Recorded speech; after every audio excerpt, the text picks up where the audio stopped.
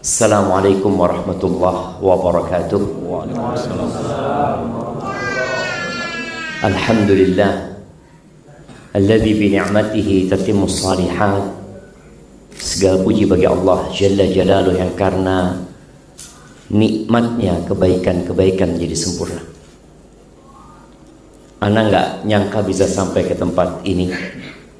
Ana ketemu sama bapaknya Talia ini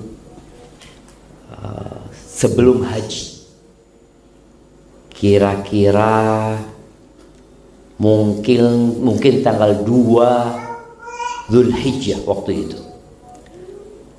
karena beliau mau berangkat haji dan kita termasuk jamaah yang tidak bisa berangkat haji karena visanya tidak keluar. Walaupun subhanallah pada saat itu harapan sangat besar sekali ya, tapi itulah takdir Allah Azza wa Jalla. Kita nggak pernah tahu apa yang akan terjadi sama kita. Tapi hari ini ana dipertemukan kembali sama beliau. Dan di rumah beliau, kalau dulu di rumahnya orang, sekarang di rumahnya beliau bersama para jamaah yang hadir di sini. Semoga pertemuan kita menjadi pertemuan yang diberkahi oleh Allah Azza wa Jalla. Malam ini juga malam Jumat deh. Malam Jumat tanggal berapa? Tanggal 27 ya, iya. Jumadal Akhirah, yang artinya insya Allah 2 bulan 3 hari kita akan masuk ke bulan Ramadan. Ya Allahumma barik lana fi Rajab wa Sya'ban wa ballighna Ramadan. Semoga Allah menyampaikan kita ke bulan Ramadan, dan malam Jumat itu malamnya bersolawat kepada Nabi alaihi salatu wassalam. Semoga salawat dan salam senantiasa tercurahkan kepada beliau ya, untuk istri-istri beliau, untuk putra-putri beliau, dan untuk seluruh sahabat Nabi. Semoga Allah meridhai kita bersama mereka. Amma ba'd, tema kita malam hari ini silaturahim tak boleh putus. Kenapa kok tema itu yang diangkat? Coba kita mau dengar dari beliau ini.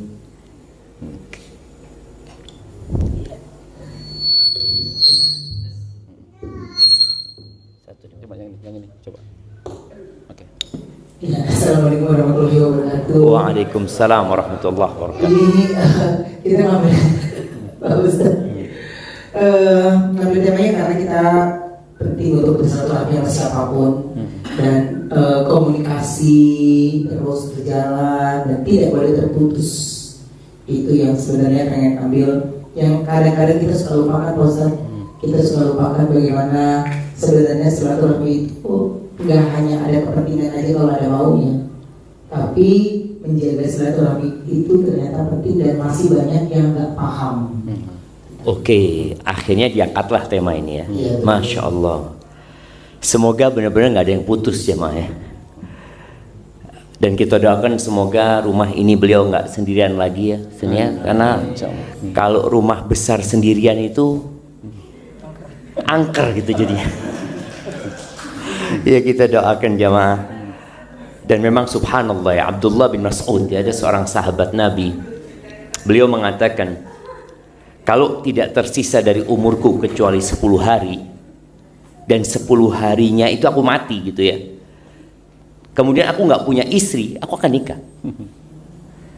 Bayangkan umurnya tinggal 10 hari dan tidak punya pasangan. Kata beliau, aku akan nikah katanya. Maka jangan mati dalam kondisi jomblo gitu ya. Jemaah rahimakumullah ya, tema yang menarik sekali ya, ketika tadi kita dengarkan bapaknya Taliana, sebut beliau ini bapaknya Talia aja. Seperti itu. Karena memang sunnahnya itu ada sunnah. Orang itu dipanggil dengan nama anaknya. Dan ternyata sunnah itu di Indonesia juga terjadi, bapaknya fulan. Anak punya kawan dulu, bapaknya namanya itu Pak Intan. Kok Pak Intan? Ternyata Intan itu nama anak dia gitu loh. Ibu Intan juga seperti itu. Bicara silaturahim jamaah, memang kita harus paham ya. Al ilmu qabla al qawli wal amal. Kata Al Imam Bukhari dan kitabnya Sahih Bukhari, ilmu terlebih dahulu sebelum orang itu berucap dan beramal. Kebanyakan kita itu lahir Islam, Islamnya keturunan, sehingga dia tidak pernah belajar apa itu tentang Islam. Bahkan ada yang sampai besar, kemudian dia dikenal dengan Islam KTP ya, ketika dia ditanya tentang Islam dia nggak tahu apa-apa gitu. Dan ana bahagia sekali tatkala mendengar beliau itu mendapatkan hidayah dari Allah SWT. Dan biasanya orang kalau dapat hidayah itu akan belajar, dia akan belajar lagi, dia akan menuntut ilmu. Dan memang Rasul SAW kalau ada orang baru masuk Islam ketika datang ke kota Madinah, maka Nabi SAW berpesan kepada sahabat-sahabat yang lainnya, mengatakan kepada mereka, aqri'uhul Qur'an wa faqihuhu fiddin. Buat dia membaca Al-Quran, menghafallah beberapa surat yang perlu dihafal, dan fahamkan dia dengan agamanya. Karena kalau kita nggak faham dengan agama, akhirnya kita akan melakukan perbuatan yang sebenarnya terlarang dalam agama, tapi kita nggak sadar gitu. Salah satunya bicara bab silaturahim. Silaturahmi ini sudah jadi bahasa Indonesia. Kadangkala acara kita nih kayak gini nih, orang nyebutnya silaturahmi. Padahal sebenarnya kurang tepat. Ketika ketemu kawan, ketemu reunian alumni SMA, lalu disebut silaturahmi. Tapi kalau bahasa Indonesia mungkin boleh-boleh aja gitu. Tapi dalam bahasa agama, silah itu artinya menyambung. Rahim itu artinya ya rahim. Jadi menyambung hubungan dengan yang ada kekerabatan. Itu namanya silaturahim. Tapi kalau ketemu orang banyak sesama muslim, biasanya disebut ya ukhuwah Islamiyah, persaudaraan sesama muslim ya. Jadi silaturahim ini lebih kepada kerabat. Dan rahim itu ada dua. Ada rahim yang mahram, ada rahim yang bukan mahram. Sama-sama rahim sebenarnya. Bicara haknya berbeda juga nantinya. Bicara rahim yang mahram itu siapa? Coba siapa yang nyebutin? Kita akan kasih hadiah. Ada hadiahnya buat yang bisa jawab. Mana hadiahnya kok nggak ada? Nah, siapa yang mau jawab? Rahim yang mahram. Kasih mic-nya. Oh, iyalah, jawab yang benar. Jangan berani satu. Ya, kasihkan mic-nya. Saudara sekandung. Saudara sekandung. Kalau seibu enggak? Ya, seibu. Sebapak? Loh, gimana tadi sekandung? Oke, saudara. Saudara sekandung atau sebapak seibu. Oke, kemudian? Yang kedua? Susuan. Susuan. Oke. Emangnya susuan itu satu rahim? Ada hubungan rahim? Nggak ada, bukan berarti. Tapi mahram dia. Nah, kemudian siapa lagi? Bapak ibu kita lah. Yang pertama itu bapak ibu kita. Seperti itu. Kemudian bibi-bibi kita. Paman-paman kita. Keponakan-keponakan kita.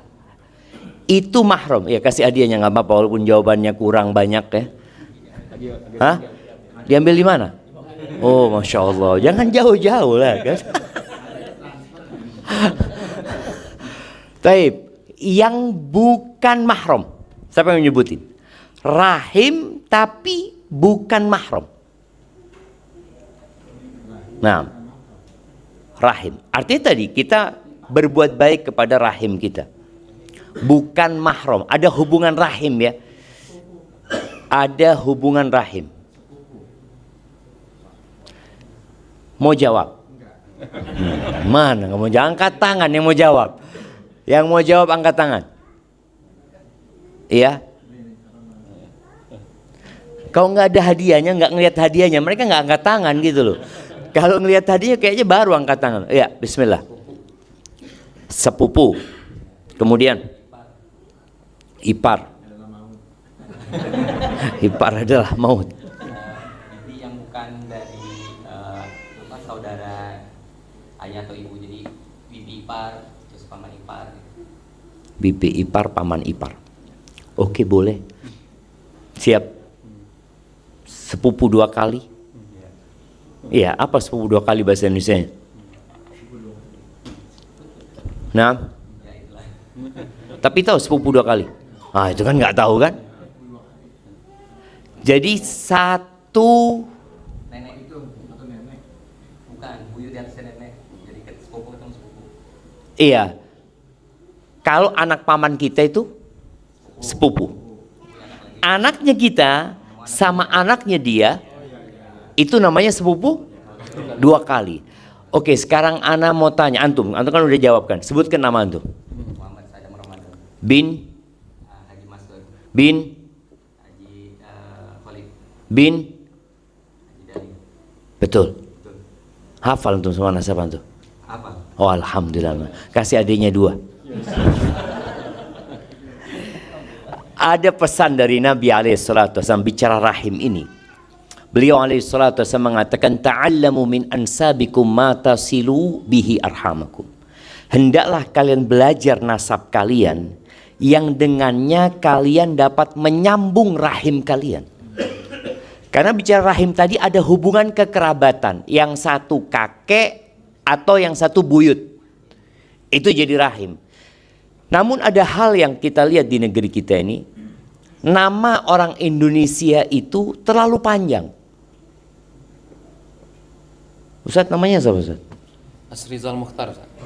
Namanya Asrizal Mukhtar. Seperti itu. 2 namanya. Ini namanya 3 tadi. Seperti itu. Akhirnya sulit untuk menghafalkan nama bapak, kakek, dan buyut. Kalau kita lihat nama Nabi kita Muhammad SAW berapa? Ya 1.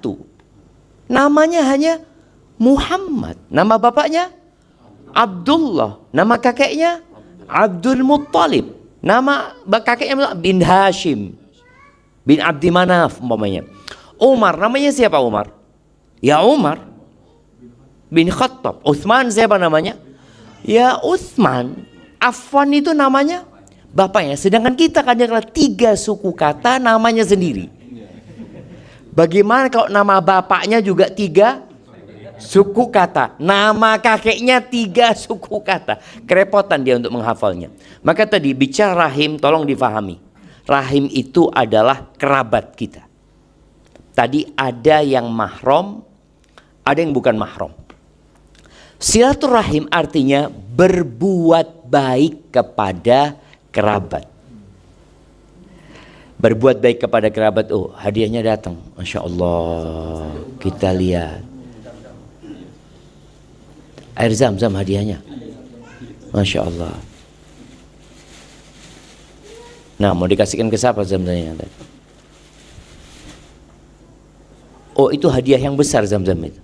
Oke, siap. Nah, tadi yang jawab yang pertama tadi kita kasih hadiah. Semoga sholatnya jadi benar. Masya Allah. Nah, yang kedua juga. Yang kedua kita kasih hadiah yang besar juga, nggak apa-apa lah. Nah, barakallahu fikum. Jadi artinya silaturahim itu apa?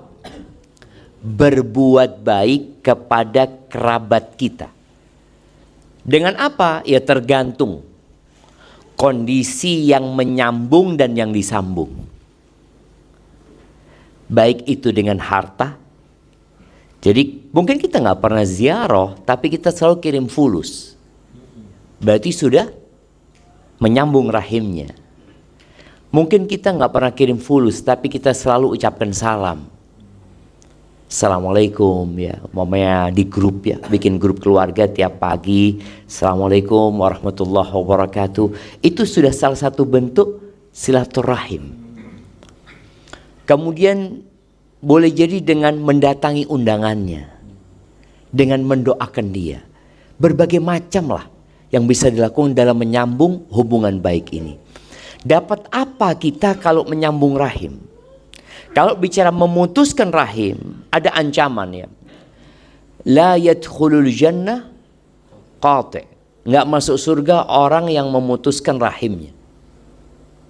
Enggak masuk surga. Dan ternyata yang banyak menyebabkan terputusnya silaturahim itu salah satunya adalah perceraian. Perceraian. Kalau kita salah pilih pasangan.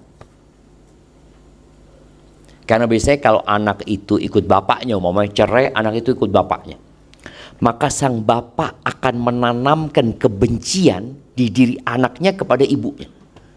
Dia akan ceritakan ibumu itu seperti ini, ibumu terus dia akan jelek-jelekan ibunya supaya anak ini nggak mau sama ibunya. Sebaliknya apabila anak ini ikut sama ibunya, Allahu Akbar jemaah. Anak punya kawan rahimahullah ya. Bagaimana sang ibu membuat kawan anak yang faham agama ini benci sama bapaknya. Anak sampai ngomong sama dia. Anak mau tanya sama dia. Kalau bapakmu kafir, engkau wajib nggak berbakti sama bapakmu? Kata dia. Ya tetap wajib, kata dia. Loh, bapakmu nggak kafir.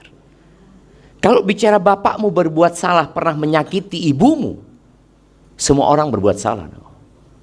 Tapi kalau anak berbuat baik sama ayah anak, ibu anak, dengar ibu anak langsung sakit. Dia adalah drama-drama yang dilakukan kadang-kala seperti itu, jam. Anak ngomong, ya udah berbuat baiklah kepada ayahmu tanpa harus ibumu tahu. Tapi ingat, sampai kapanpun yang terputus itu hanya hubungan pernikahan. Hubungan anak sama bapak, bapak sama anak, ibu sama anak itu nggak pernah terputus. Tapi ternyata ada yang berusaha untuk memutuskannya. Yang menyebabkan rahim itu terputus lagi biasanya warisan. Berapa banyak kakak beradik,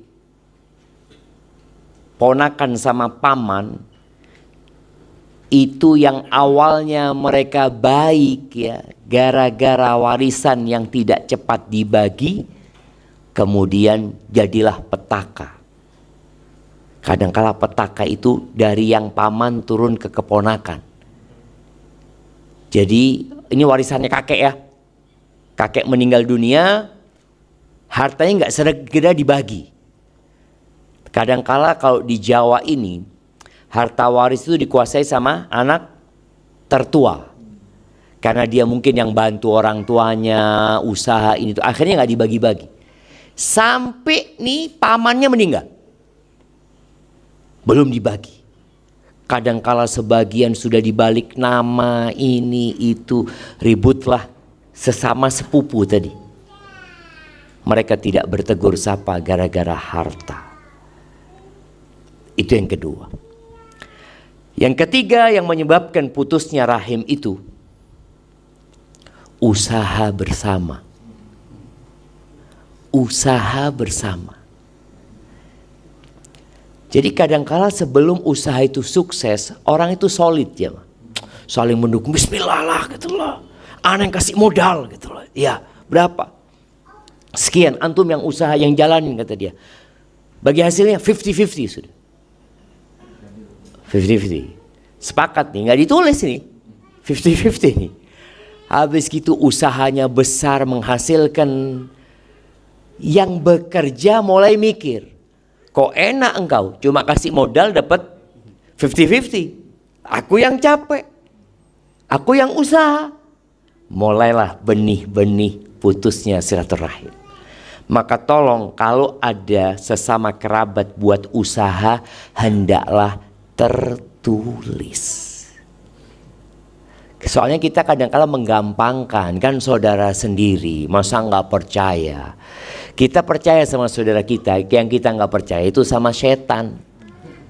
Setan itu selalu ada dan menggoda. Maka hendaklah kita perhatikan. Yang keempat, kadang-kala yang menyebabkan putusnya silaturahim itu karena bertetanggaan. Kerabat bertetanggaan. Ibn Qutaybah ya dalam kitabnya Uyunul Athar itu, Uyunul Akhbar ya, dia meriwayatkan sebuah athar dari Umar bin Khattab radhiyallahu anhu. Umar mengatakan, tazawaru wala tatajawaru. Kalian salinglah berziarah, tapi jangan bertetanggaan. Ada istilah di Jawa itu. Tunggu, Jakarta ini masuk Jawa enggak?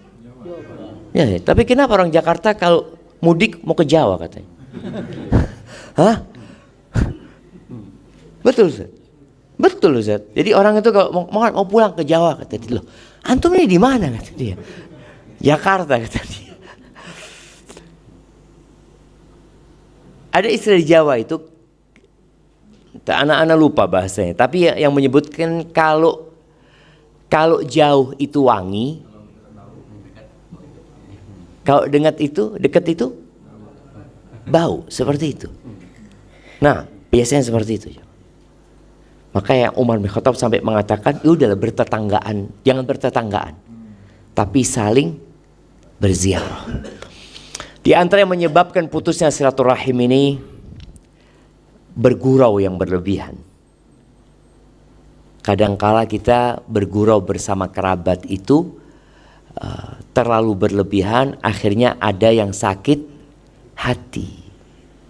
Maka tolong dijaga hal itu. Dan tidak ada dosa di muka bumi ini yang lebih pantas untuk diberikan hukumannya di dunia. Kita tahu hukuman di dunia itu akan habis, berbeda dengan hukuman di akhirat, ya. Kata Nabi alaihi salatu wasallam, "Ma min dzambin." Tidak ada satu dosa pun ajdaru an yu'ajjilallahu lahul uquba fid dunya, yang lebih pantas Allah untuk segerakan hukumannya di dunia, ma'ama yaddakhiru lahu fil akhirah, ditambah yang disimpan di akhirat. Dari apa? Minal baghi wa qati'atir rahim. Yang pertama kezaliman. Yang kedua adalah memutuskan rahim. Bagaimana kalau kezaliman itu kepada rahim? Bayangin ya. Jadi dosanya double. Udah zalim sama siapa? Sama kerabatnya gitu loh. Sama adiknya sendiri. Sama keponakannya sendiri. Sama ibunya sendiri. Sama bapaknya sendiri. Maka tentunya hukumannya akan lebih dahsyat lagi, ya. Ahibati fillah, kalau bicara orang yang menyambung silaturahim,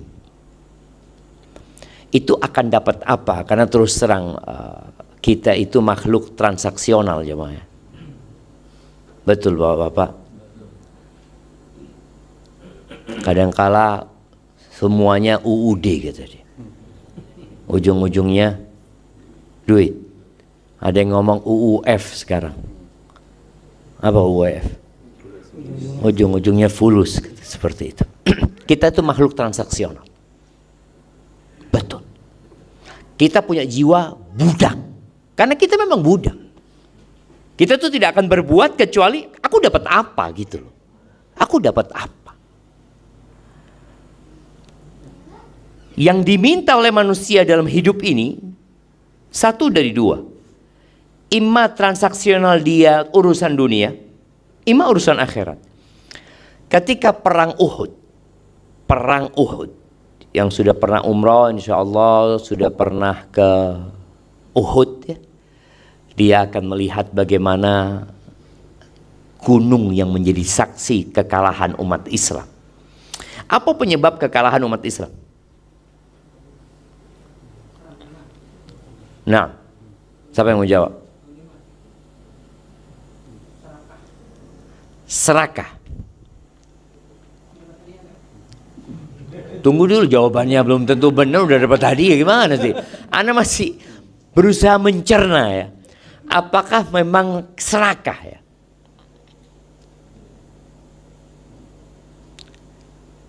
Kayaknya terlalu bahasa itu terlalu kasar, ya, untuk disematkan kepada para sahabat Nabi.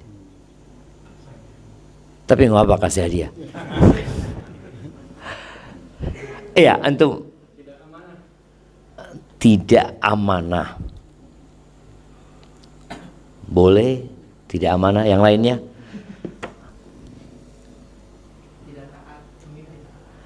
Tidak taat sama pemimpin. Nah, kasih hadiah juga. Sebenarnya jawabannya itu racikan dari semuanya itu. Iya. Mereka kenapa akhirnya kok turun dari bukit itu? Berebut harta, ghanimah. Allah menyebutkan, minkum man yuridud dunya wa minkum man yuridul akhirah. Sebagian kalian itu ambisinya dunia. Jadi nggak sampai serakah sih ya, tapi ingin sama dunia gitu. Wa minkum man yuridul akhirah. Sebagian kalian itu ambisinya akhirat. Tapi ternyata Allah berikan hukuman kepada siapa? Kepada semuanya akhirnya. Jadi bayangin ya, dosa itu dilakukan oleh sebagian orang, tapi dampaknya semuanya. Bahkan Nabi Muhammad alaihi salatu wassalam sendiri terdampak. Beliau sampai meninggal pamannya Hamzah. Gigi beliau patah, beliau berdarah-darah, beliau sempat pingsan sallallahu alaihi wasallam. Padahal tidak ada manusia yang lebih mulia dari beliau. Tapi gara-gara dosa yang dilakukan oleh sebagian orang, ternyata orang soleh pun terkena dampaknya. Nah, kembali tadi, kita itu makhluk transaksional. Kita datang ke tempat ini kenapa? Karena kita diundang sama bapaknya Thalia. Karena kita mau makan, ada makan nih. Insya Allah makan enak kalau di sana gitu kan. Karena ada orang kayak gitu datang kajian, kenapa? Zen makannya gitu kan. Kalau makannya kurang zen, aduh kayaknya males kata dia. Kadang-kadang seperti itu. Ada yang tujuannya dunia, ada yang enggak. Ana mau nuntut ilmu. Ana mau datang ke kajian itu supaya ana ikut dapat sakinah yang turun ke majelis ilmu. Ana dapat bagian dari rahmat Allah. Ana ingin disebut-sebut sama Allah di hadapan malaikat-malaikatnya. Makanya innamal a'malu binniyat. Amalan itu tergantung niatnya. Tapi kembali kepada orang yang melakukan silaturahim. Ternyata orang yang melakukan silaturahim ini akan mendapatkan banyak fadilah. Yang sebagian fadilahnya di dunia didapatkan, sebagiannya di akhirat. Di antara fadilah yang menyambung silaturahim itu, Nabi alaihissalatu menyebutkan bahwasanya mahabbah fil ahl. Silaturahim itu menumbuhkan cinta dan kasih sayang di dalam keluarga. Yang kedua, mathratun fil mal. Akan memperbanyak harta. Kemudian dipanjangkan umurnya. Jadi ketika kita menjadi orang yang suka berbagi sama kerabat ya. Karena jangan sampai kita ini kadang-kala berbuat baik sama kawan ya, Masya Allah anak punya banyak kawan ini itu. Tapi ternyata sama kerabat dia nggak berbuat baik. Bukti dia nggak berbuat baik sama kerabat kadang-kala sudah terlihat dia nggak hafal dengan nasabnya. Engkau gimana mau berbuat baik sama kerabat? Dan ingat ya, bicara kerabat ini masuk dalam rahim ini muslim dan non muslim. Sampai non muslim pun tetap kerabat. Yang kita diperintahkan untuk menyambung rahim.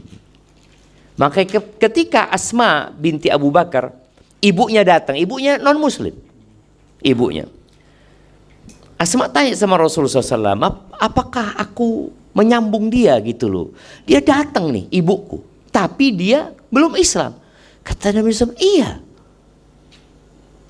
Maka ingat, kita harus peduli sama kerabat-kerabat kita, yang muslim dan yang non muslim.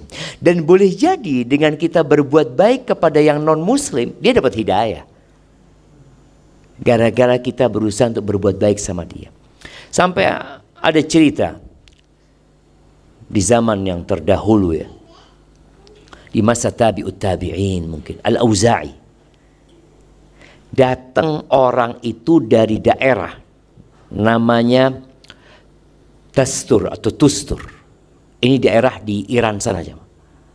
Kalau antum baca tentang daerah ini dahulu, ini termasuk kota yang paling indah dan paling kokoh yang ada di muka bumi ini. Datang satu orang belajar ke Libanon. Sampai Libanon dia ketemu sama gurunya.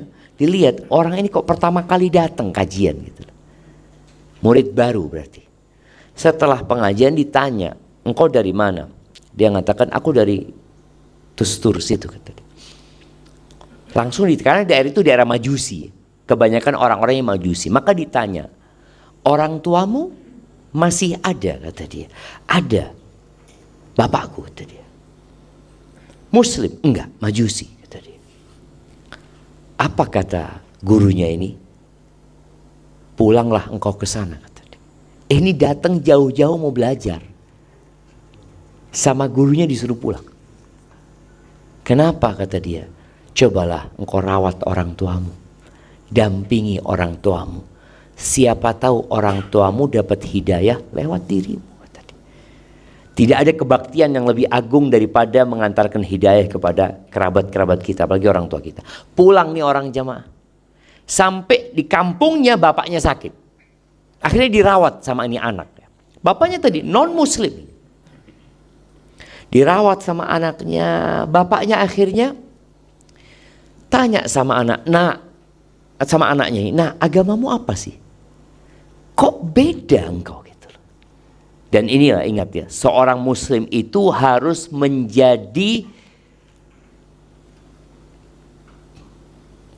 apa bahasanya? Menjadi tokoh yang menginspirasi orang lain. Muslim itu. Supaya orang lain tertarik untuk masuk Islam.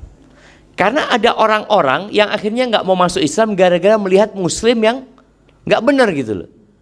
Gimana aku mau masuk Islam? Ini aku punya kawan muslim. Na'udzubillah, kerjanya nggak benar. Akhirnya dia nggak tertarik untuk masuk Islam. Nih bapak tertarik dengan agama anaknya. Sama anaknya dikasih tahu, aku muslim ayah. Apa itu Islam? Nak dijelaskan tentang makna la ilaha illallah Muhammad Rasulullah ya. Oh gitu nak ya. Akhirnya bapaknya masuk Islam. Dapat berapa waktu, subhanallah, meninggal bapaknya. Tapi sudah dalam kondisi Islam. Kita lihat tuh, bagaimana ketika seorang anak menyambung rahimnya, berbuat baik kepada kerabat-kerabatnya, dia akan bisa berbagi hadiah, berbagi hidayah dengan mereka. Tunggu, Anda ini punya waktu sampai jam berapa, Ustaz? Masya Allah. Masih aman antum jamaah? Siap. Jadi tadi kalau bicara kita akan dapat apa, kita akan dapat kecintaan di dalam rumah tangga kita. Tumbuh cinta dan kasih sayang ya, dalam keluarga kita ya. Dan kalau antum memperhatikan ya, hampir di semua keluarga besar ada yang sukses dan berhasil. Coba antum lihat. Keluarga besar ya. Ada satu yang Allah bikin sukses. Ingat, harta yang Allah titipkan kepadamu kalau engkau sukses. Engkau itu dikasih rizki sama Allah bukan karena kerja kerasmu. Rasul SAW mengatakan, innama tunsaruna wa turzaquna bidu'afaikum. Kalian tuh jadi sukses, dikasih rizki sama Allah, dikasih pertolongan sama Allah, gara-gara orang-orang yang lemah di antara kalian. Terkadang kita berpikir kerabat-kerabat yang miskin itu nyusahkan kita. Fulus lagi, anaknya mau sekolah, WA kita, anaknya ini itu macam-macam. Padahal sebenarnya rizki yang sampai kepada kita itu gara-gara mereka.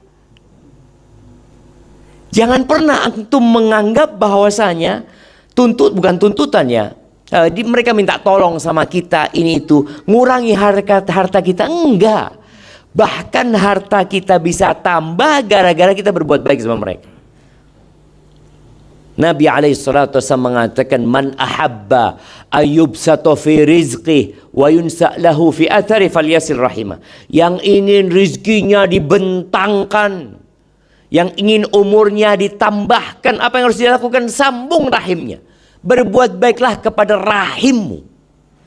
Jangan pernah berpikir kau memutuskan mereka. Berbuat baiklah sama mereka. Kebanyakan kita nggak silaturahim karena apa? Nggak punya waktu, nggak punya fulus. Selalu alasannya itu. Apalagi yang orang tuanya di kampung, kerabatnya di kampung. Apa kata dia? Allah Ustaz, ana mudik setahun sekali. Masa pantas ya mah melihat orang tuanya setahun sekali? Kalau mungkin dia di luar negeri, ya, di luar negeri, dia bekerja, yang dia ada kontrak, yang dia tidak mungkin dapat mengajukan visa pulang kecuali sesuai dengan kontrak yang sudah diteken. Dia nggak bisa pulang kecuali setahun sekali. Tapi orang-orang Jakarta emang nggak bisa pulang ke Jawa, pulang ke Sumbar mana, atau pulang ke mana lah yang merantau, setahun sekali. Alasannya apa? Ya belum ada fulus Ustaz. Ketika engkau niat, Allah akan mudahkan. Anak pernah bertemu dengan seseorang Jawa. Dia sudah sepuh ya. Dia tokoh di salah satu ormas Islam terbesar di Indonesia. Anak waktu itu naik pesawat dari Surabaya ke Jember. Tahu-tahu dia datang. Sudah sepuh. Dia mau cium tangan anak tarik anak. Kenapa bang anak? Kemudian duduk. Dia mengatakan, Ustadz, sejak anak nonton video Ustadz, kata dia, anak tiap 2 pekan sekali pulang ke Jember Ustaz, dari Jakarta. Untuk apa? Untuk ketemu ibu anak Ustaz. Ibu anak sudah 70 tahun kata dia. Memang anak berpikir selama ini kita mudik cuma setahun sekali. Akhirnya dia tiap 2 pekan pulang. Memang keluar fulus ya. Tapi fulus itu Allah ganti ya. Kita kan terlalu perhitungan. Karena kita berpikir yang ngasih rezeki kita itu pekerjaan kita. Bukan. Yang ngasih rezeki kita itu Allah Rabbul Alamin. Makanya ketika ada seorang yang tokonya kebakaran di pasar itu, lalu subhanallah orang-orang datang, tokomu kebakaran, kata dia seperti itu. Dia tanya, kebakarannya sampai ke langit? Oh enggak, kata dia, aman. Kenapa? Wa fis sama'i rizqukum, rizkiku di langit, kata dia. Di langit sana rizkiku, kata dia. Cuma kadang-kala kita itu sudah bersandar kepada pekerjaan kita. Bahwasanya ini loh yang ngasih rizki kita. Enggak, jemaah. Ingat COVID kemarin ya. Ketika orang-orang di PHK, apakah setelah di PHK mereka langsung mati? Supaya kita tahu, kebanyakan kita itu bersandar kepada pekerjaan, bergantung kepada usaha, dan dia berpikir situlah sumber rezekinya. Lah, itu sebagai sebab oke. Tapi pemberi rezeki adalah Allah Azza wa Jalla. Dan Allah janji gitu loh, engkau sambung rahimmu, aku luaskan rezekimu. Kita nggak percaya. Kita selalu berpikir kalau ingin harta banyak ya buka usaha lagi, bekerja lagi, malam kerja, siang kerja. Lupa bahwa di antara pintu rezeki itu silaturahim. Sisihkan waktumu. Ketika engkau niat, enggak, aku mau pulang. Ngomong sama istrinya, aku mau jenguk ibu. Aku mau jenguk ayah. Enggak setahun sekali, berapa bulan? Aku ingin 3 bulan sekali umpamanya. Maka niat itu dibarengi dengan usaha. Punya duit ditabung. Buat apa? Buat silaturahim. Dan bicara silaturahim tadi nggak harus berkunjung. Tapi ada orang-orang yang ingin kita berkunjung gitu. Ada seorang ustadz tinggal di Jakarta. Hafizahullah ta'ala. Dia dari Jawa Timur sana. Kadangkala ibunya telepon. Ibunya telepon sore gitu, nak ya pak nak, Umi kok kangen nak ya. Oh ya Umi, subuh sudah sampai rumah. Subuh sudah sampai rumah. Dia usahakan cari fulus malah, aku mau silaturahim nih. Ibuku kangen sama aku gitu loh. Aku berada di rahim ibuku selama 9 bulan. Aku dibesarkan menyusu sama ibuku 2 tahun gitu loh. Lalu ibuku kangen. Aku nggak mengorbankan hartaku, kata dia.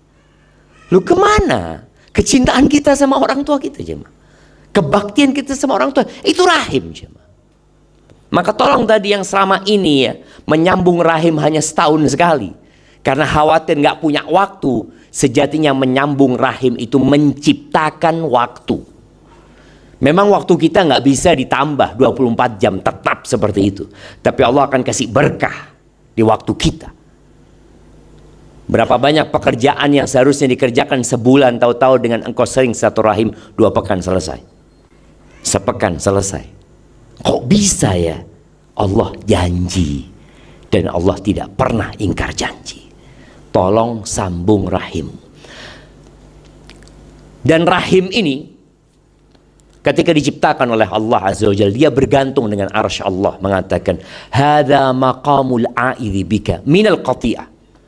Ya Allah, ini posisi ciptaanmu yang berlindung kepadamu, jangan sampai diputuskan.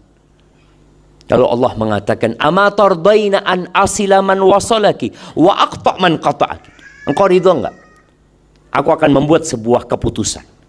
Aku akan menyambung orang yang menyambungmu dan aku akan memutuskan orang yang memutuskan.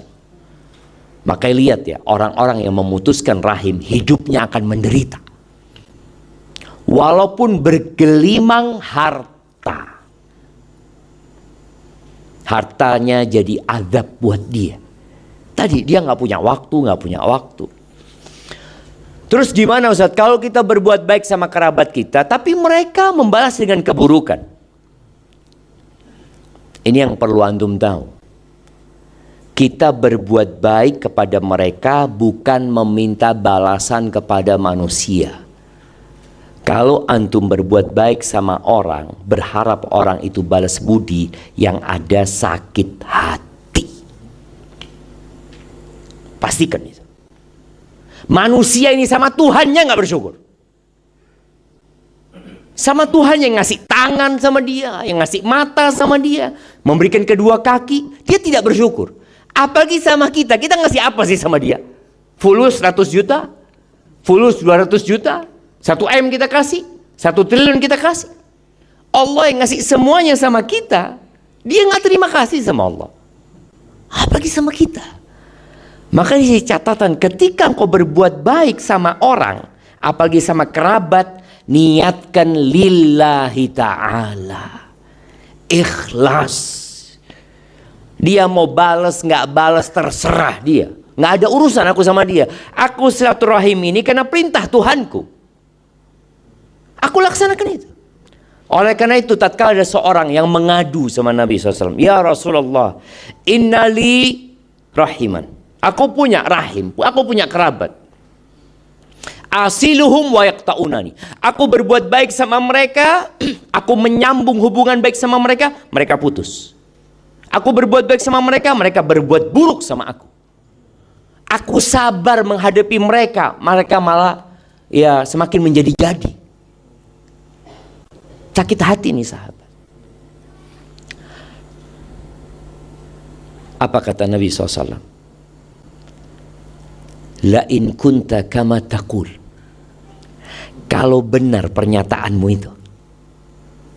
Nabi tidak menyebutkan pernyataan dia benar, karena nggak tahu, boleh jadi kan ada orang itu yang berbicara satu pihak. Maka Nabi mengatakan alaihi salatu wasallam, kalau benar yang kau katakan itu, faka'annama tasuffuhumul mal wala yazalu laka minallahi dhahir ma dumta ala dhalik. Kalau benar engkau berbuat sebaik sama mereka, menyambung sama mereka, mereka putuskan, mereka berbuat buruk sama engkau, engkau seperti memberi bara api kepada mereka. Artinya yang kita berikan kepada mereka, kebaikan kita sama mereka itu akan jadi adab buat mereka. Dan akan ada malaikat dari Allah yang selalu mendukungmu dan melindungimu. Ini menjadi motivasi kita, kalau berbuat baik sama kerabat harus ikhlas. Antum bakal sakit hati jamaah. Kita akan dengar cerita kacang lupa sama kulitnya. Ya Allah Ustaz, nih anak aku yang nyekolahin Ustaz. Nih anak aku yang nikahin dia. Nih anak terus ini loh. Berarti kok nggak ikhlas selama ini. Akhirnya kita sakit hati. Kemudian dalam berbuat baik kepada kerabat ini, kita perlu minta tolong sama Allah. Kadang-kala kita itu ingin ya menyambung silaturahim, tapi banyak alasan. Ada ini, ada itu, udah minta tolong. Ya Allah, bantulah hamba ya Allah menghadapi anak hamba, menghadapi sepupu hamba.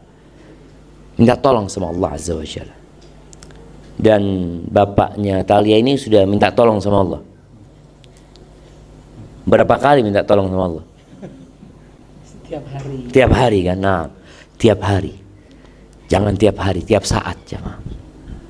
Makanya doanya kita, iyyaka na'bud wa iyyaka nasta'in. Hanya kepadamu kami beribadah dan hanya kepadamu kami meminta pertolongan. Ini menunjukkan kita tidak akan pernah bisa berbuat baik tanpa pertolongan Allah. Kita nggak akan bisa silaturahim yang baik tanpa pertolongan Allah. Makanya setelah engkau ikhlas melakukan itu, minta tolong sama Allah. Tanpa pertolongan Allah sulit jemaah. Gimana kita berbuat baik sama orang berbuat jahat sama kita? Anak nggak urusan sama dia. Dia yang butuh sama anak. Kadang-kadang kita sampai mengatakan seperti itu. Lah, maka kita perlu senantiasa meminta tolong kepada Allah Azza wa Jalla. Apa sih masalah kita? Allah mengatakan ud'uni astajib lakum. Berdoalah kepada aku, pasti aku kabulkan. Ingat jemaah, dunia ini tidak bersahabat dengan siapapun. Tidak bersahabat dengan siapapun. Engkau mau jadi orang paling soleh, dunia ini tetap jahat sama kita. Kita lihat Nabi Yakub. Ini cerita silaturahim yang putus ya. Nabi Yakub punya anak yang jahat. Bagaimana mereka bersekongkol untuk membuang adiknya sendiri. Adiknya sebapak ini, adik sebapak. Karena Nabi Yusuf itu beda ibu ya, sama saudaranya yang 10. Nabi Yusuf sama Benyamin itu satu ibu ya. Bagaimana kakak-kakaknya ini benci sama Yusuf ini. Ketika mereka melakukan rapat, apa yang pertama mereka ingin lakukan? Bunuh Yusuf. Bayangin, kakak sampai ingin membunuh adiknya sendiri. Akhirnya tidak dibunuh, tapi sang adik kemudian dijual, bapaknya dibohongin. Kemudian ya cerita Nabi Yusuf panjang ya. Itu Nabi, orang yang dicintai Allah, dipenjara, difitnah sama harim-harim itu jamaah. Kemudian, dan inilah ya hidup ini. Hidup ini, Imam Syafi'i itu pernah ditanya, mana yang lebih utama, dikasih kedudukan atau dikasih cobaan? Kata Imam Syafi'i, orang itu nggak akan dikasih kedudukan kecuali melewati cobaan. Nggak bakalan. Jadi cobaan yang kita rasakan sebenarnya proses untuk mendapatkan kedudukan di sisi Allah. Singkat cerita, Nabi Yusuf jadi pejabat tinggi di Mesir. Datang nih abang-abangnya nih, dalam kondisi yang mereka butuh bantuan pejabat negara. Ketika mereka tahu, engkau Yusuf, kata dia. Iya. Mereka mengatakan, kami memang salah, kata dia, selama ini. Laqad atharakallahu alaina. Allah telah memuliakan engkau dibandingkan kami. Apakah Nabi Yusuf mengungkit kesalahan saudaranya? Tidak, jangan. Dia mengatakan, dia memuji Allah Azza wa Jalla. Dia mengatakan setelah syaitan itu merusak hubungan di antara kami. Tidak mengatakan kepada kakaknya, engkau kak dulu kayak gini, enggak sama sekali. Terakhir Nabi Yusuf mengatakan, la tathriba alaikum, la tathriba alaikumul yawm, yaghfirullahu lakum wa huwa arhamur rahimin. Nggak ada celaan buat kalian, udah, semoga Allah ngampunin kalian, Allah maha pengasih, gitu loh, udah selesai gitu. Dan itulah kalau kita bicara berbuat baik kepada kerabat kita, kita jangan pernah berharap mereka membalas budi. Udah berbuat baik karena Allah Subhanahu wa taala. Dan yang terakhir jemaah ya, di antara bentuk kita menyambung rahim itu mendoakan mereka jemaah. Antum pernah doakan mereka enggak? Fulan ya Allah, aku punya paman. Fulan aku punya sepupu. Fulan aku punya kerabat. Fulana ya Allah, berikan hidayah kepada dia ya Allah. Kadangkala kita nggak pernah melakukan itu jemaah. Kita berpikir ya pokoknya ngasih duit, pokoknya berbuat baik. Ingat, puncak dari kebaikan yang bisa kita lakukan adalah berbagi hidayah sama mereka. Dan yang bisa memberikan hidayah siapa? Allah Azza wa Jalla. Maka doa Allah kasih berikan hidayah kepada fulan. Sebutkan namanya. Kepada fulan, kepada fulana. InsyaAllah Allah mengabulkan doa kita dan mereka akan menjadi orang-orang yang lebih baik lagi. Barakallahu fikum. Jazakallah khairan Ustaz. Kita buka diskusi atau tanya jawab saja untuk beberapa pertanyaan. Kita minta dulu mungkin dari jamaah laki-laki, silakan. Nanti juga kita minta. Oh iya, tuan rumah dulu. Oh iya, tuan rumah dulu ya. Tuan rumah dulu kata Ustaz dapat menghormatkan untuk. Oh itu ya boleh, silakan mungkin jamaah yang laki-laki dulu diberikan pertanyaan langsung kepada Ustaz, baik yang berkaitan dengan tema atau mungkin hal-hal yang lain yang mungkin ragu dalam masalah ini. Kita persilakan. Nanti juga kita minta kepada jamaah ibu-ibu yang untuk menyampaikan pertanyaan. Silakan. Ya, silakan. Baiknya. Ini satu kita sama mereka. Oke, siap. Bismillahirrahmanirrahim. Assalamualaikum warahmatullahi wabarakatuh. Waalaikumsalam warahmatullahi wabarakatuh. Saya Bobi Satya dari Lembaga Cinema Indonesia. Pertanyaannya begini Ustaz, kadang-kadang kan kalau pas lagi ada permasalahan terus sampai selek gitu, terus kita udah berusaha minta maaf dan menghindari supaya tidak lebih dari 3 hari. Tapi Sama kerabat ini? ya, Apa sama sohib? sama sohib, sama siapapun lah, sama saudara. Tapi ternyata dari pihak yang ininya tidak berkenan gitu. Jadi setelah karena kasus itu tidak mau memaafkan, terus habis itu tidak mau, nah itu bagaimana? Yang salah kita? Bagaimana? Iya, boleh jadi yang salah kita gitu. Nah. Bagaimana caranya supaya bisa menghindari yang ketentuan 3 hari itu? Allahu Akbar jemaah. Iya. La yahjurul muslim akhahu fawqa thalathah. Nabi SAW mengatakan tidak boleh seorang muslim itu tidak bertegur sapa sama saudara lebih dari 3 hari gitulah. Yang lebih baik di antara keduanya nantinya yang memulai dengan salam. Subhanallah jemaah. 3 hari itu waktu yang cukup sebenarnya agar orang ini meredakan emosi. Makanya orang kalau lagi marah, antum jangan minta maaf. Dia tidak akan maafin. Nah, namanya orang sakit hati, orang minta jangan. Apa yang dilakukan? Kasih hadiah. Jangan minta maaf. Berikan hadiah kepada dia. Kirimkan apa? Soalnya kalau kita minta maaf, maka orang kalau berantem ya, emosinya dipegang sini, pegang sana ini tuh. Karena dia sedang membara, biarin dia. Setelah 3 hari kita datang tuh sama dia. Jadi kadang-kala kita memang minta maafnya langsung.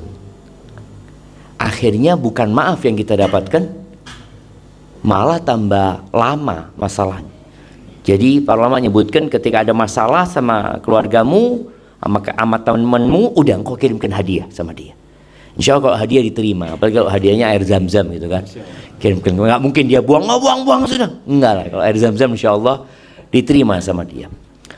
Tapi yang kedua, karena ini sudah terjadi, apa sikap kita? Kita sudah minta maaf tapi dia tidak memaafkan kita. Dan orang itu punya hak untuk tidak memaafkan. Punya hak. Kita kalau dizolimin, enggak, aku nggak mau maafkan, aku mau tuntut pada hari kiamat nanti. Boleh, itu haknya dia. Tapi yang lebih utama memaafkan. Jadi kalau bicara mana yang lebih utama pahalanya, kalau nanti dia nuntut pada hari kiamat, dia akan dapat kebaikan orang ini kan. Diambil kebaikan orang itu diberikan kepada orang yang dizalimi ini. Atau dengan dia memaafkan, sebenarnya lebih besar pahala kalau dia memaafkan. Dan orang kalau memaafkan itu akan lapang dadanya, tenang hidupnya. Tapi kalau orang menyimpan dendam, datang nih kajian, tahu-tahu sama-sama datang, lihat sandalnya udah, aduh, sandalnya doang udah sempit dadanya. Sebenarnya orang yang tidak memaafkan itu dia sedang menyiksa dirinya sendiri. Terus bagaimana kitanya? Dia nggak maafin, udah itu haknya dia, kan kita nggak bisa menuntut dia untuk memaafkan kita. Kita yang tetap memulai dengan salam, assalamualaikum. Dia balas, alhamdulillah. Dia nggak balas, kita sudah menyambung gitu loh. Jadi kita keluar dari larangan yang 3 hari tadi. Kita berjumpa, assalamualaikum. Seperti itu kiranya yang perlu dilakukan. Terus tadi yang Anda sampaikan, doakan orang itu, terus doakan orang itu. Karena ingat, orang itu boleh nuntut pada hari kiamat nanti. Kita perlu takut memang jamaah ya. Makanya kadangkala kalau kita pernah menyalahi orang lain ya, SMA umpamanya karena jagoan semua orang ditampar ini, hari kiamat nanti datang tuh orang jamaah. Ana udah tobat Ustaz, karena syarat tobat kalau menyakiti orang lain itu harus minta maaf sama dia, minta dihalalkan. Dia akan datang hari kiamat. Kalau kita masih tahu sama orang-orang itu, maka kita datangin. Kita datang ke rumah dia. Kalau kita memang punya fulus, dia nggak mau maafkan, ini nih kunci motor nih, ini STNK, ini BPKB, maafin aku kata dia. Oh kalau gitu anakku maafkan, nggak apa-apa lah, nggak apa-apa aja mah. Dunia ini kita akan tinggalkan daripada nanti pahala yang diambil sama dia asal urusan fulus ini. Hadza wallahu a'lam bissawab. Barakallahu fiik Ustaz. Selanjutnya kita minta dari jamaah ibu-ibu, silakan tolong dioper mic-nya ke belakang jamaah. Dipersilakan untuk menyampaikan pertanyaannya.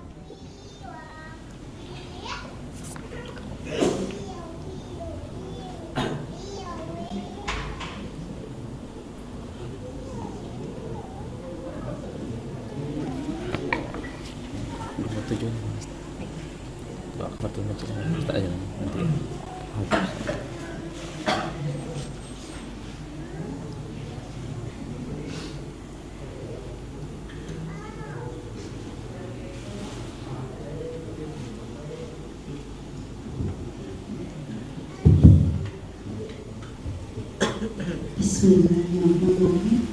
Assalamualaikum Pak Ustadz dan juga jamaah semua yang ada di sini. Waalaikumsalam warahmatullahi wabarakatuh. Sebelumnya mohon maaf, saya dengan Selfie mau bertanya di luar konteks daripada silaturahmi, nggak apa-apa Pak Ustadz? Silakan. Tafadhal. Barakallahu fiik. Ya. Ini Ustaz nggak dengar dia Ustaz. Oh ya, silakan Ibu. Iya, Mbak. Ya. Ada yang mau Selfie pertanyakan tentang cara berdoa. Jadi Selfie ini baru atas izin Allah baru berhijrah itu di tahun 2023 dan mantap berhijab itu baru di bulan Januari 2025 kemarin. Masya Allah. Jadi dari pertama Selfie berdoa itu sangat rinci dari mulai part-part dalam kehidupan gitu, seperti TikTok gitu sama Allah. Terus ada satu momen yang memang sudah seperti terserah Allah aja bagaimana baiknya, karena kalau meminta sesuai Selfie kadang suka salah karena kita sebagai manusia. Nah itu kadang suka ada mana yang baik ya, katanya kan kalau Allah harus rinci gitu doanya Pak Ustadz. Tapi ada satu momen juga Selfie yang kayak gimana menurut Allah baiknya saja, atau kalaupun misalkan Selfie kayak berbuat sesuatu yang harus ada doanya, Selfie hanya bilang semua karena Allah Ta'ala gitu. Jadi mohon sarannya dari Pak Ustadz, cara berdoa yang baik dan insya Allah Allah kabulkan untuk dunia dan akhirat. Terima kasih Pak Ustadz. Wassalamualaikum warahmatullahi wabarakatuh. Waalaikumsalam warahmatullahi wabarakatuh. Ustaz, ini cara berdoa nih Ustaz. Apakah benar doa itu harus terinci Ustaz? Kayak anak nih baru istri satu nih Ustaz. Boleh enggak diminta satu lagi, ya kan? Disebut boleh enggak dirinci seperti itu? Ini contohnya mungkin. Ya, barakallah. contoh nyata. Ya, ini bicara tentang adab berdoa ya. Subhanallah jamaah. Jalan pintas untuk mendapatkan yang kita inginkan itu adalah dengan berdoa. Tapi kadangkala kok doa-doa kita belum dikabulkan sama Allah Azza wa Jalla. Padahal Allah janji akan mengabulkan doa kita. Allah mengatakan ud'uni astajib lakum. Jadi ternyata jawaban dari doa kita itu tidak harus yang kita pinta. Ada 3 jawaban dari doa kita. Yang pertama dikasih, yang kedua diganti, yang ketiga disimpan. Artinya nggak ada ruginya orang berdoa itu. Allah mengatakan ud'uni astajib lakum. Mintalah kepadaku, pasti aku kabulkan. Cuma jawaban tadi 3. Yang pertama dikasih. Dikasih, mamanya dia minta jodoh, mamanya. Allah kasih. Ada yang sudah doa 5 tahun, 10 tahun, nggak dikasih-kasih. Padahal doanya itu tetap dikasih, cuma diganti sama Allah yang lebih baik. Boleh jadi ada musibah yang akan menimpa dia, dipalingkan musibah. Cuma kita kan nggak tahu kalau musibah itu akan menimpa kita. Gara-gara doa ini, akhirnya dijauhkan kita dari musibah itu. Yang ketiga disimpan. Artinya doa-doa yang dipanjatkan itu nanti disimpan di akhirat ya. Jadi pahala buat dia. Makanya ketika Nabi SAW mengatakan itu, para sahabat mengatakan idzan nukthir. Kalau gitu kita banyak-banyak doa. Allahu aktsar. Kata Nabi SAW, Allah akan kasih lebih banyak lagi kalau engkau minta. Nah, cuma adabnya tadi, apakah harus terperinci atau bisa global? Kalau kita melihat doa Nabi SAW itu, ada yang terperinci, ada yang global. Contoh yang global ya, Rabbana atina fid dunya hasanah. Ya Allah, berikan kepada kami kebaikan di dunia apa saja, sudah nggak tahu sudah. Pokoknya kita minta. Wa fil akhirati hasanah wa qina adzabannar. Kemudian ada yang terperinci. Contohnya Allahumma inni as'alukal huda wat tuqa wal afafa wal ghina. Ya Allah, aku meminta kepadamu petunjuk. Aku meminta kepadamu ketakwaan. Aku meminta kepadamu kecukupan. Aku minta kepadamu kehormatan diri supaya terjaga. Jadi ada yang terperinci seperti itu. Cuma kadangkala kita ini tadi siapa yang bertanya namanya? Selfie. Tadi Mbak Selfie nyampaikan bahwasanya terperinci. Ana takut terperincinya ini urusan dunia apa urusan akhirat? Dua-duanya Pak Ustadz, tapi Selfie kadang suka gini, gimana baiknya menurut Allah semua karena kehendaknya Allah.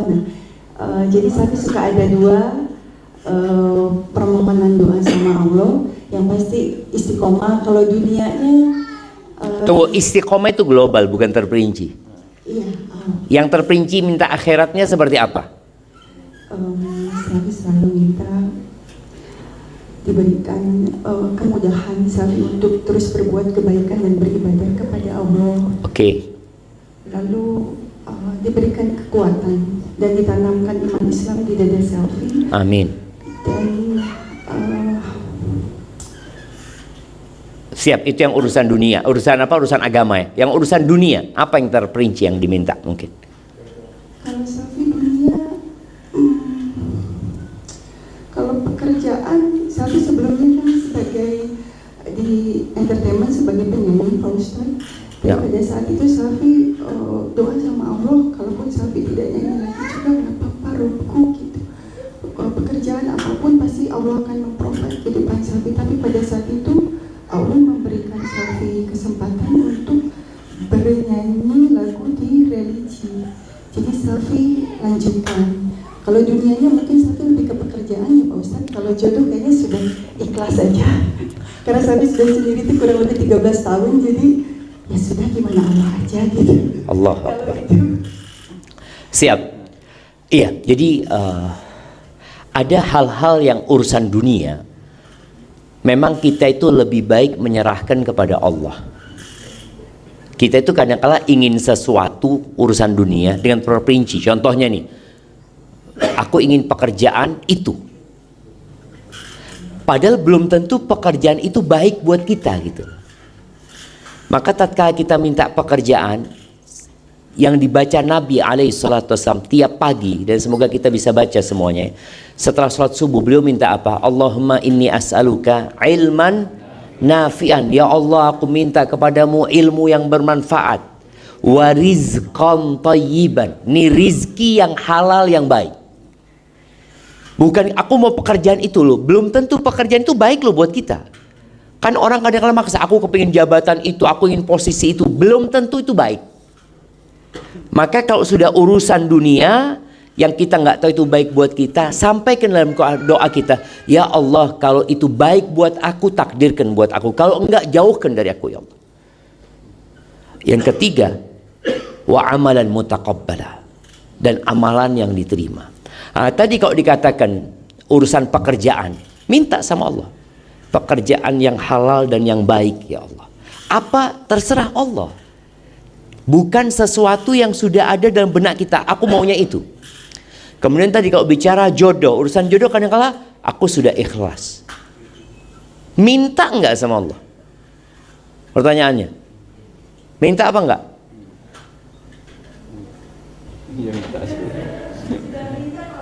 Apa? Dari yang rinci sampai yang ya baik menurut Allah gimana? Iya. Jadi ini kadang-kala kita minta pasangan nggak boleh rinci-rinci. Aku mau suami yang tingginya 172, beratnya sekian ya Allah, rambutnya seperti, enggak, jangan. Jadi jangan kita yang pekerjaannya ini, jangan.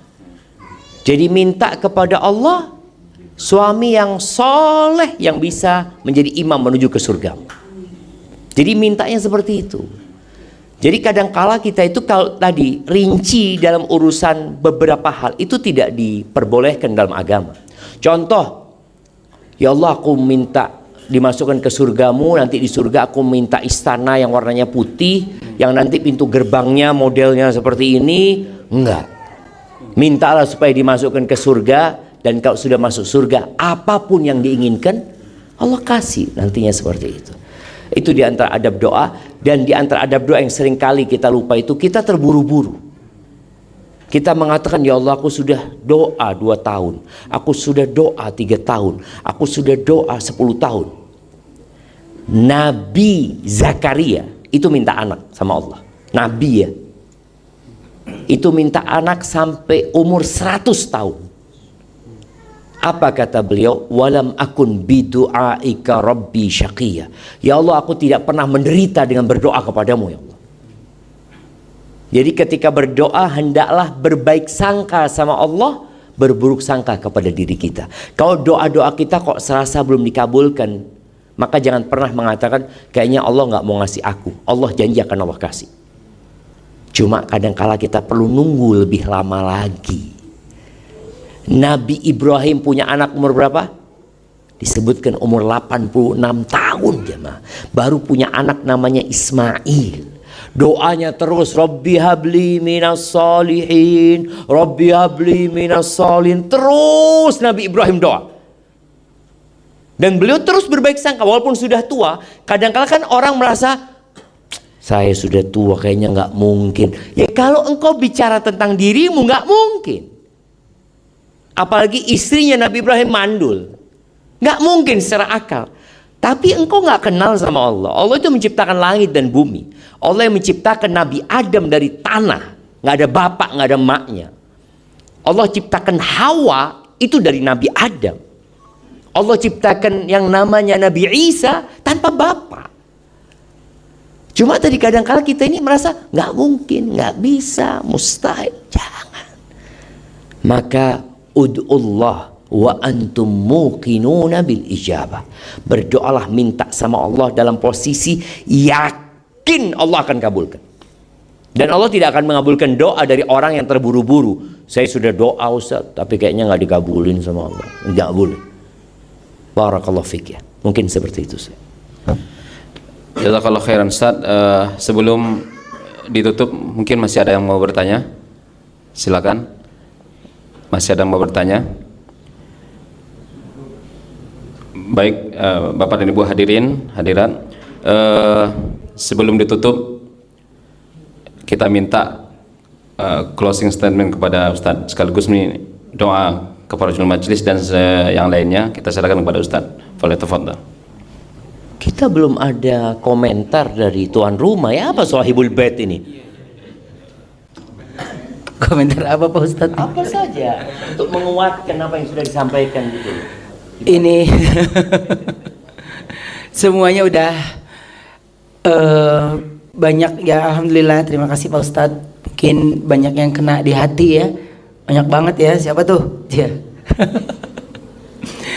Ya alhamdulillah, senang banget karena hari ini akhirnya kita bisa ketemu lagi jawaban tanpa kita memikirkan, dan berprasangka baik sama apa yang terjadi itu penting banget, karena pasti setiap kita itu pasti Allah kasih jalannya dengan cara masing-masing.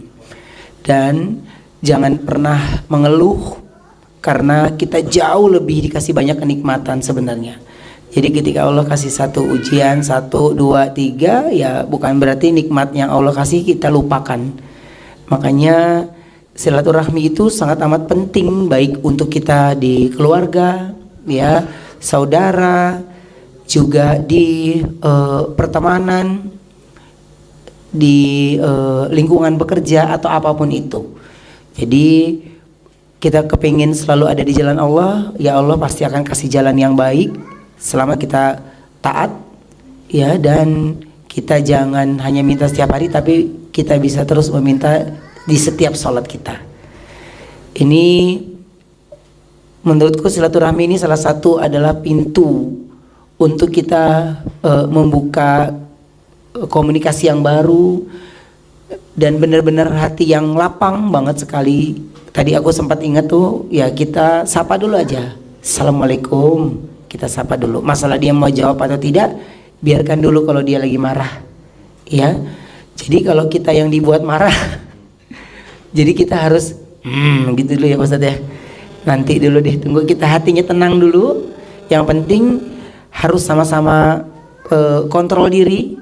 Dan yang paling penting, tidak ada manusia yang sempurna. Jadi selama kita masih ada nafasnya, masih hidup di dunia, ya berarti kita masih punya dosa. Itu yang mungkin bisa aku simpulkan dari malam hari ini. Terima kasih Pak Ustadz. Assalamualaikum warahmatullahi wabarakatuh. Waalaikumsalam warahmatullahi wabarakatuh. Iya, ada satu pesan tadi ya. Bagaimana kita itu jangan berburuk sangka ya, dengan apa yang terjadi. Karena sejatinya semua punya cobaan masing-masing. Dan ketika Allah cinta sama hambanya, Allah kasih cobaan buat dia. Dan cobaan itu sudah disesuaikan dengan kemampuan kita. Tadi juga diingatkan, jangan sampai lupa dengan nikmat Allah yang banyak. Jangan merasa orang yang nyakitin kita kayak kita nggak pernah nyakitin orang gitu loh.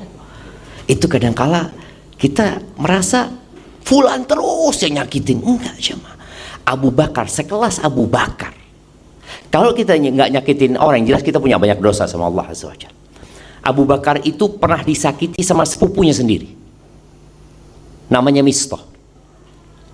Bagaimana Mistah ini ikut menyebarkan isu putrinya Abu Bakar, istrinya Nabi Muhammad SAW, disebarkan berita berzina. Padahal Mistah ini selalu mendapatkan santunan dari Abu Bakar. Akhirnya Abu Bakar sakit hati sama Mistah, dan dia bersumpah tidak akan memaafkan Mistah dan tidak akan memberikan santunan lagi kepada Mistah karena sakit hati. Akhirnya Allah tegur.